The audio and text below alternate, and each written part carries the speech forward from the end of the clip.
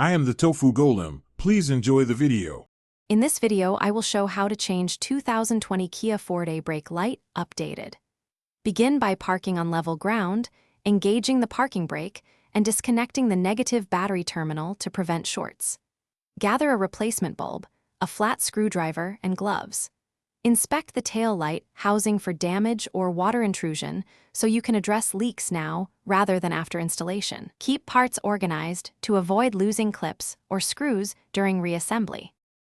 Now gather the parts and tools you need in one place so the job flows smoothly. Wear gloves to protect the bulb and keep a 10 mm socket, flat screwdriver, and a clean cloth nearby.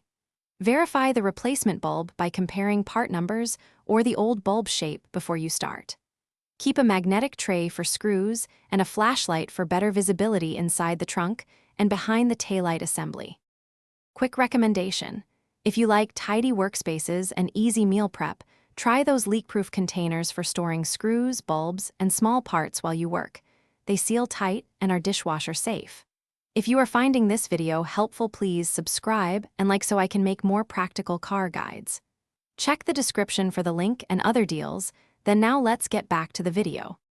Start by opening the trunk and removing the access cover to expose the tail light housing and screws. Remove fasteners, gently pull the assembly outward enough to access the bulb socket, and rotate the socket counterclockwise to release it. Pull the old bulb straight out, replace it with the new one wearing gloves, and reinsert the socket, turning it clockwise to lock.